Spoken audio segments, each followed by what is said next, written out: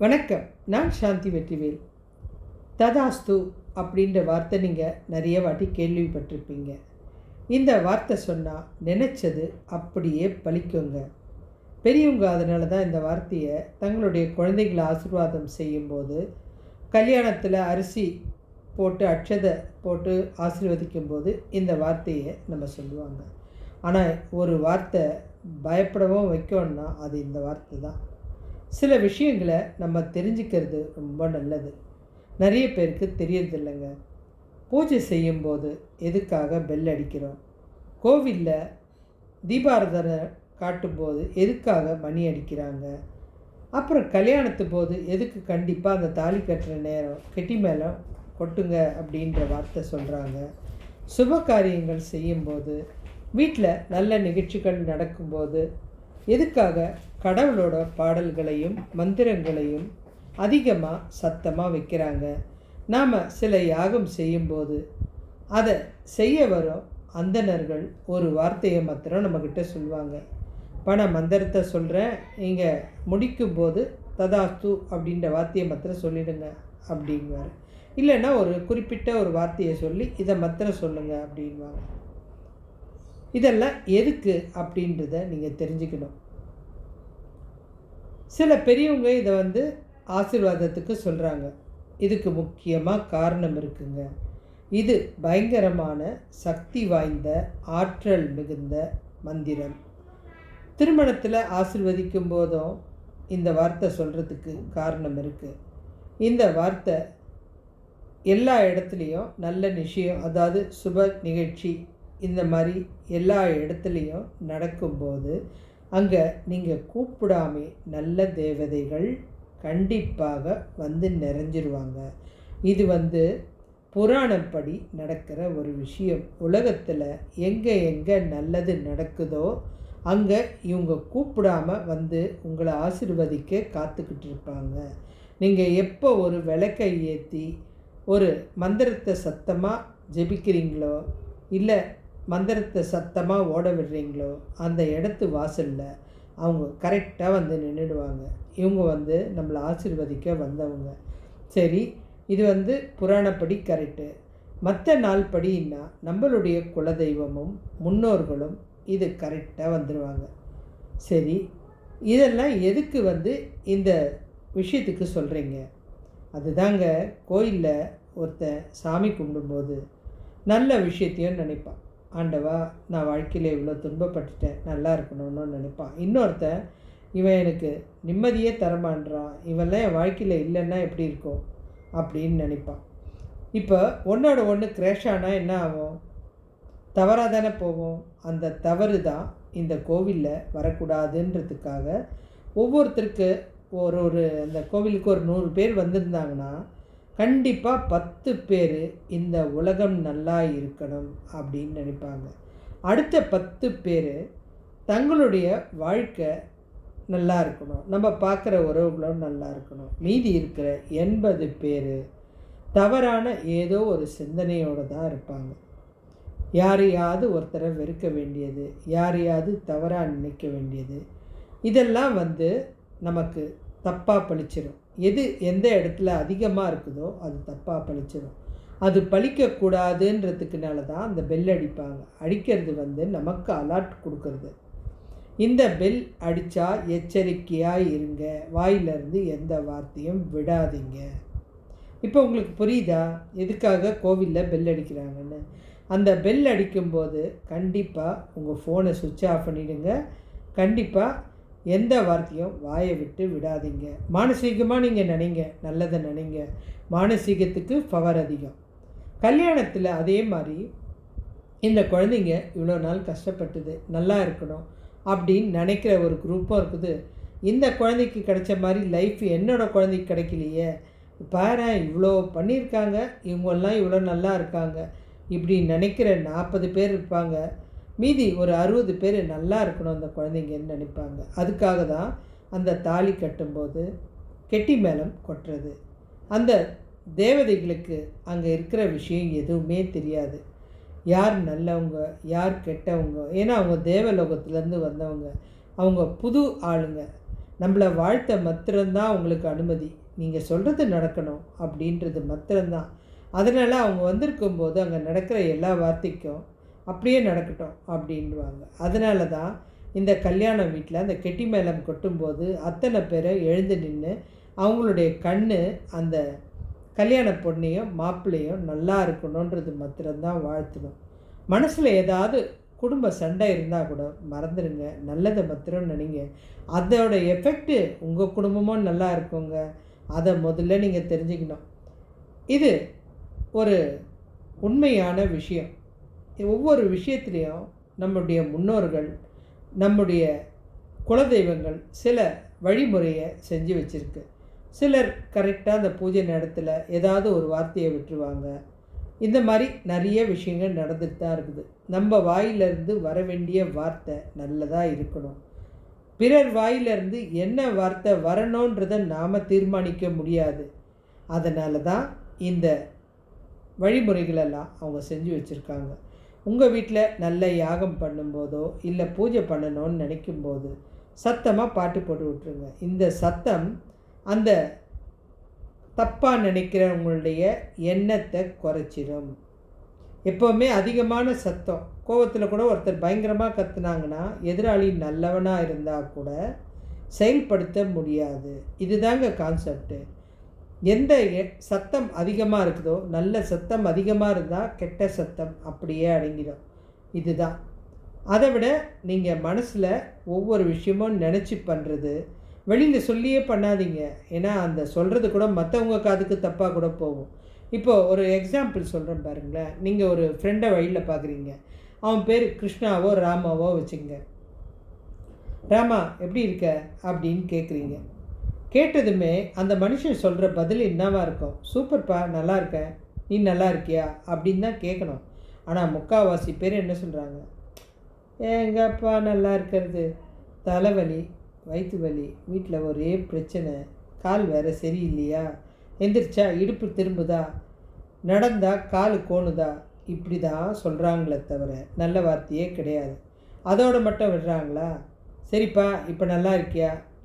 எங்கப்பா வர்றது, வாய்க்கும் வயிற்றுக்கும் சரியாக இருக்குது, ஒன்றும் பத்தலை, என்ன பண்ணுறது, காசும் கிடையாது, நிம்மதியும் இல்லை. இப்போது இங்கே இருக்குது குறை சொல்கிறது எதிராளி கிடையாது. இத்தனை விஷயமும் சொல்கிறது நீங்கள் மாத்திரம்தான். உங்களுடைய அழிவை தடுக்கிறது, அதாவது நல்ல எண்ணங்களை தடுக்கிறது உங்களுடைய தீய குணங்கள் தான். எப்போவுமே நல்ல வார்த்தையாக பேசுங்க. சூப்பர்ப்பா, நல்லா இருக்கேன், சந்தோஷமாக இருக்கேன், நீ நல்லா இருக்கியா, நல்லா இருப்பா. இந்த வார்த்தை தான் நிறைய நல்லதை சேர்க்குங்க.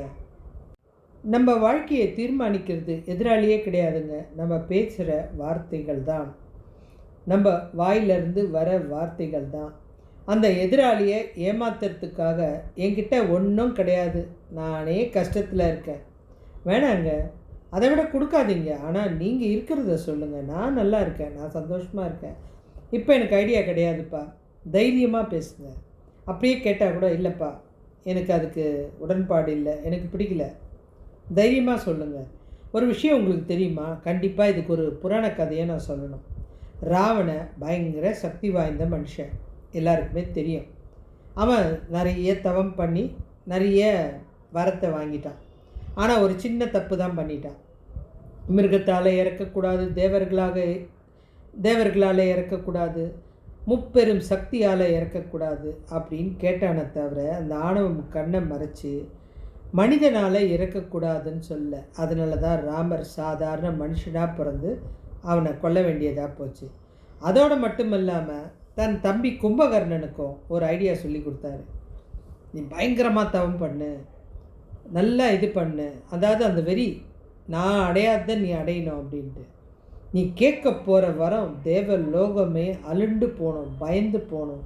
நீ கேட்குற வரம் அவ்வளோ எஃபெக்டாக இருக்கணும், மறந்துடாத. இந்த வரத்தை கரெக்டாக கேட்டுரு, இந்த வரத்தை நீ நிச்சயமாக கேட்டுரு, கண்டிப்பாக உனக்கு கிடைக்கும் அப்படின்னு விடாமல் சொல்லிக்கிட்டே இருந்தான்.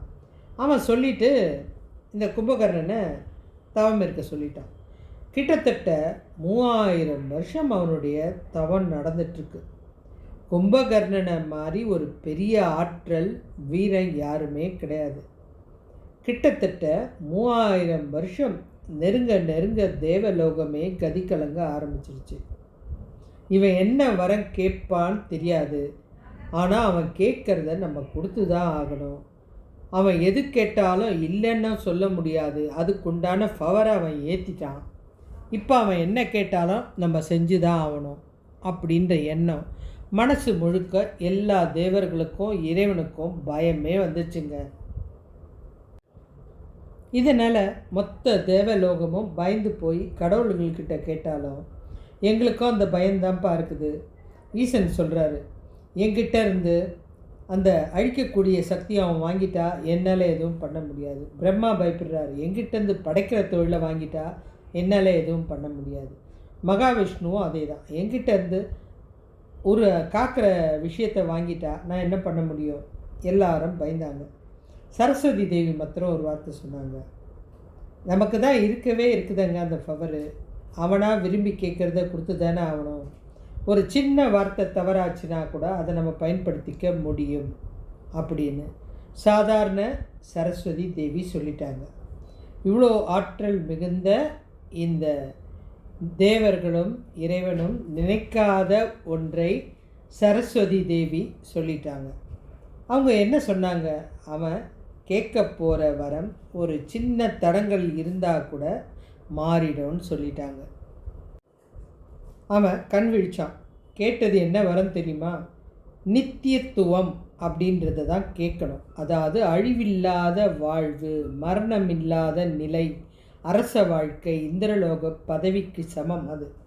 இதை தான் அவன் கேட்க நினச்சான். ஆனால் ஒரு நிமிஷம் அந்த வார்த்தை மாறி நித்ராசனம் அப்படின்ட்டான். தூங்குகிற நிலை.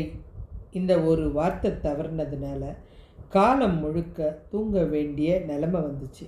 ஆனால் தேவர்கள் பரிதாபப்பட்டாங்க. ஒருத்தன் கிட்டத்தட்ட 3000 வருஷம் தவம் இருந்து ஒன்றுமே இல்லாத தூங்கக்கூடிய வரத்தை வாங்கிட்டானே, கடைசி இறக்குற வரைக்கும் தூங்கணும் அப்படின்றது ஒரு வாழ்வா? இது ஒரு சக்தியார்ந்த ஒரு அர்த்தமே இல்லாத வாழ்க்கை தானே. இதில் சாப்பிடாம தூங்குனா சாப்பாட்டில் இல்லாமல் தூங்குறதுனால இறப்பு நிச்சயம். இதை எப்படியாவது நம்ம மாற்றணும் அப்படின்னு அவங்களே பரிதாபப்பட்டு, சரி இவன் தான் மாற்றி கேட்டுட்டான். ஏன்னா 3000 வருஷம் தவன்றது திருப்பி நினச்சா கூட யாராலையும் செய்ய முடியாத ஒன்று. அதனால் 6 மாதம் அவன் சாப்பிட்லாம், ஏன்னா தூங்கணுமே, 6 மாதம் தூங்கலாம் அப்படின்னு இவங்க சொல்லிட்டாங்க. அதனால தான் கும்பகர்ணனை 6 மாதம் விழிச்சதுமே கிடைச்சதெல்லாம் சாப்பிட்டுக்கிட்டே இருப்பான். அடுத்த 6 மாதம் உயிரோடு தூங்கணுமே, அடுத்த 6 மாதம் தூங்கிட்டே இருப்பான். இப்போ இவனுடைய சக்தி எல்லாமே வீணாக போனதுக்கு காரணம் அவன் பேசுகிற வார்த்தை. நாம் பேசுகிற வார்த்தையில் ரொம்ப கவனம் இருக்கணுங்க. அந்த கவனம் இல்லைன்னா நம்மளுக்கு அது பிரச்சனையாக முடியும். ஒன்றுமே வேணாம், நம்ம புராணத்தில் எடுத்துக்கிட்டால் கூட கோவலன் கண்ணகி கதை எல்லாருக்குமே தெரியும். அந்த பாண்டிய மன்னன் என்ன வார்த்தையை சொன்னார்? கோவலனை இங்கு கொண்டு வா அப்படின்றதுக்கு கொன்றுவான்ட்டார். அந்த ரா மாறினதுனால அவங்க அரசர் கொன்றுவான்னு தானே சொன்னார், கொண்டு வான்னு சொல்லலையே அப்படின்னு அவனை இறக்க வச்சு கொண்டு வந்தாங்க. இதனால் அந்த நாடே எரிஞ்சு சாம்பலாக போச்சு. ஒரே ஒரு வார்த்தை, அந்த வார்த்தை ரொம்ப முக்கியங்க. நீங்கள் வாழ்க்கையில் நல்லா இருக்கணும்னா எப்போவுமே நல்ல வார்த்தையை பேசுங்க. 4 பேருக்கு நல்ல வார்த்தையே சொல்லி கொடுங்க. எல்லாரும் நல்லா இருக்கணும்னு நினைங்க. ஏன்னா நிறைய பேருடைய ஆசை நான் நல்லா இருக்கணும். அது தப்புங்க. நம்ம நல்லா இருந்து சுற்றி இருக்கவங்க கஷ்டப்பட்டால் அந்த வாழ்க்கை நமக்கு சந்தோஷத்தை கொடுக்காது. நீங்கள் உங்கள்கிட்ட நிறைய பணம் இருந்து ஒரு பெரிய ஹோட்டலுக்கு போய் சாப்பிட்டா கூட வெறும் உங்கள் உள் மனசு மாத்திரம்தான் குதிக்கும். ஏன்னா இந்த ஆசையை ரசிக்கக்கூட யாரும் இருக்க மாட்டாங்க. ஆனால் 4 பேரை சந்தோஷப்படுத்தும் போது அந்த இடமே மகிழ்ச்சியான ஒரு தலமாக மாறிடும், ஒரு சந்தோஷமான ஒரு இடமா மாறிடும். அந்த சந்தோஷ ஆற்றல் உங்களுக்கு கோடிக்கணக்கான மகிழ்ச்சியை கொண்டு வந்து கொடுக்கும். போன துன்பத்தையோ நடந்த விஷயத்தையோ மறந்துடுங்க. வாழ்க்கையில் சந்தோஷம் மாத்திரம்தான் வேணும். எப்போ இந்த இறப்புன்றது தெரியாது. இருக்கிற வரைக்கும் சந்தோஷமாக இருங்க. ஒவ்வொரு நிமிஷமும் அடுத்தவன் நல்லா இருக்கணும்னு நினைக்க நம்ம நல்லா இருப்போம்.